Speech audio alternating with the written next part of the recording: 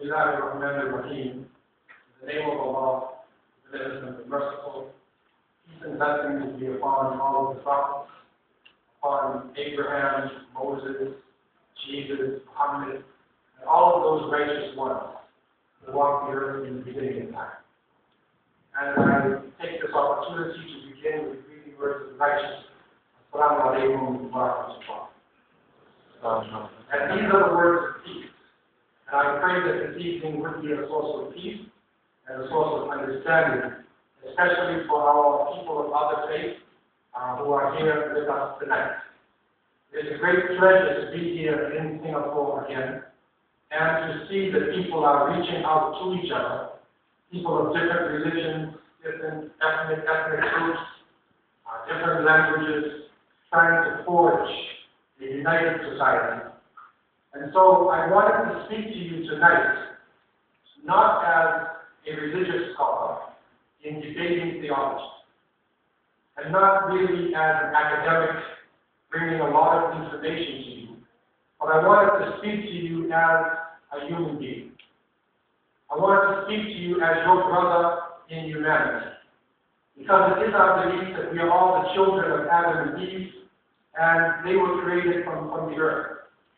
And that all of us have a common bond.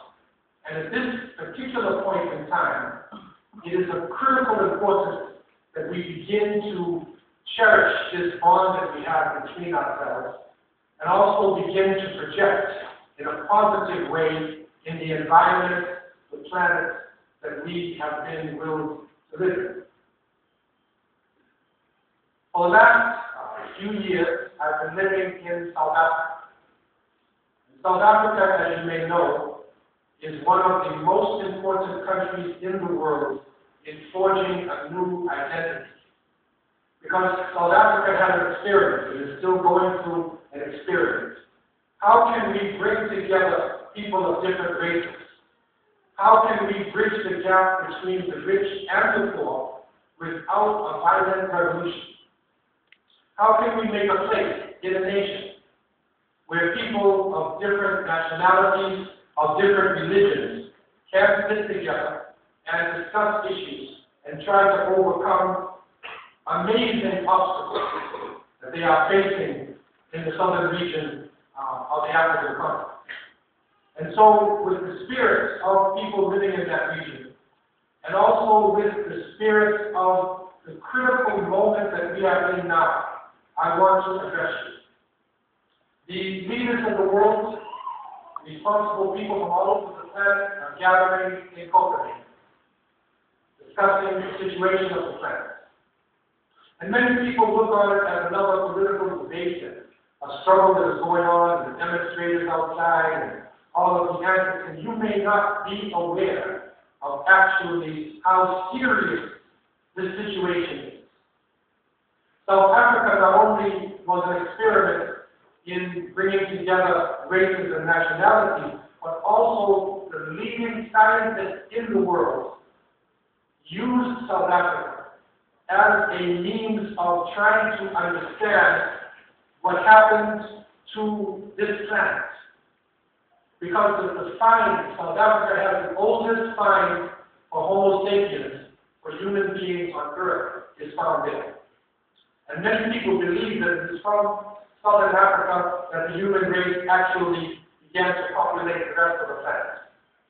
Also, the geology, archaeology, is very open and clear. It is easy for researchers to go to look at the world at the different stages that the Earth has gone through.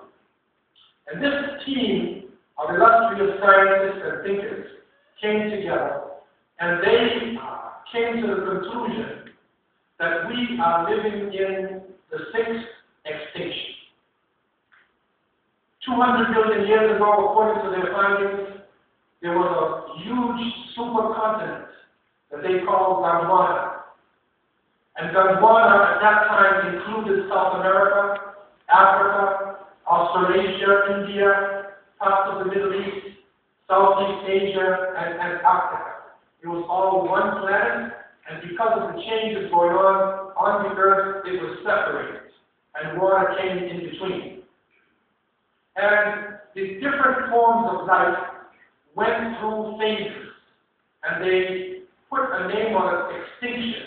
Every 100 million years or so, a major extinction happens on the earth, sometimes based upon climatic changes, sometimes based upon carbon dioxide increase or asteroid impact on the earth, but different forms of plant life and animal life became extinct, and other forms then took over and took the life on the planet to a higher level.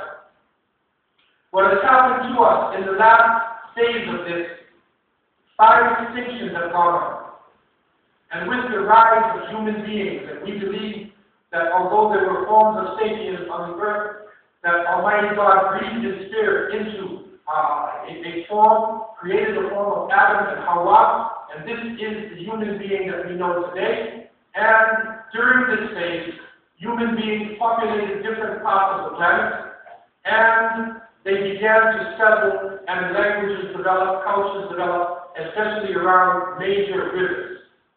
And so we see great civilizations forming around major rivers.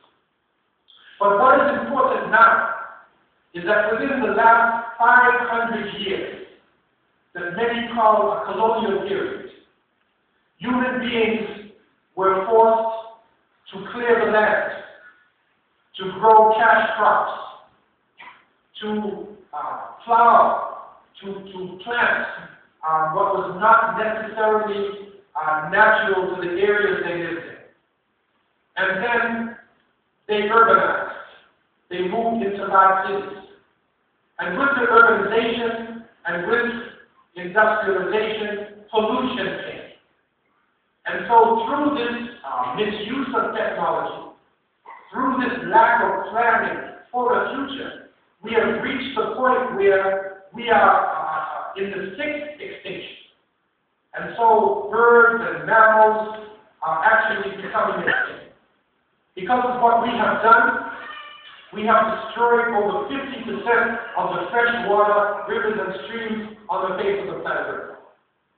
We are destroying the rainforests, the ancient rainforests, polluting the sky, polluting the oceans. In some parts of the world they have what is called acid rain. And that is that rain actually comes down, and instead of benefiting people, it actually is poisoning people. And so this extinction that we are living in has reached crisis proportions. And you may be aware of this, and in the past 10 years especially, we are noting that because of the global warming that is going on, because of what is known as the greenhouse effect, that the polar ice caps are melting, there's a huge iceberg heading north by Australia and Canada. A huge iceberg up in the north, where we live, it's in the north of Canada. You are able to now go through from Canada to Russia through what used to be solid ice. It is now land. And so the water is rising. Our cities on the coast are endangered. Life itself is endangered.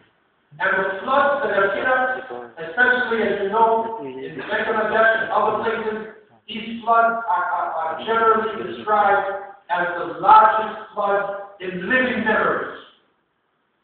The temperature has risen.